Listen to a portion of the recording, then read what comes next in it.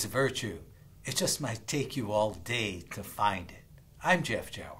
And I'm Rick Levine for Planet Pulse on this Saturday, June 21st, the first day of summer. We have in the Northern Hemisphere the summer solstice or solstice. And it's the day when actually it's the most light on the planet. It's the day when the sun, from Earth's point of view, looks like it moves into the constellation or into the sign of Cancer. And it is one of the two most powerful turning points of the year. When we have the equinoxes, the beginning of spring and fall, the day and night are equal. The sun is at its extreme. This is a turning point. That's why it's the longest day in the Northern Hemisphere and the shortest day in the Southern Hemisphere.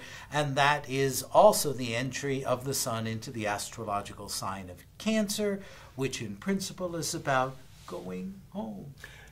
What's odd about this this particular solstice is that although the sun is moving into the sign of the crab that likes safety and likes to withdraw and likes to retreat and likes to go home, we have the moon in Aries, which doesn't want to do any of those things. Wants to hurry up. Come on, Dad. But it wants to go forward. It wants to go somewhere where it's never been before. If it's inside, it wants to break out and get outside. It wants to go places, do things. It's not concerned with holding back. Right. There's a very stark difference between Aries and Cancer, the drive for immediate experience and the desire to sort of slowly build the fire in a safer form. In fact, the Aries Moon squares expansive Jupiter this afternoon, which can add more fuel to the fire. There can be that struggle between the one who wants to either do new or go now. But late tonight, shortly after 11 p.m., Eastern Time, the moon moves into Taurus, a sign of patience, a sign of stability,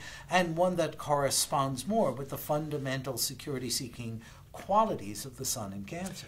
I agree, and I think we have one other thing that happens earlier today that allows us, or maybe forces us, to go a little bit deeper. It falls on, I want to say it falls on the Cancerian side, even though it's not about the sign of Cancer, and that is Venus forms a hard a square and a half with Pluto, and this is about emotional intensity. This is about feelings that maybe run into some sort of situation where the feelings aren't quite right and we need to work it out. There's a bit of a disjointed emotional, maybe a disconnection, and I think that what this does is this moves us into a place of feelings that kind of then is substantiated later in the day when the moon actually moves into, hold the position Taurus. I think you're right, but, we'd like feelings to be feelings.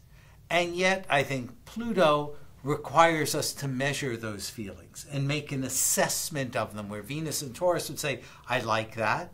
I like that person. I just want it. I feel good. I think Pluto challenges Venus to a certain extent to have to really measure what it takes to fulfill those feelings and where they aren't being fulfilled. And I think, fortunately, that when the moon moves into Taurus later, it kind of takes the pressure off of that feeling like we have to analyze, measure, or quantify our feelings. It just says, okay, moon's in Taurus, just be there.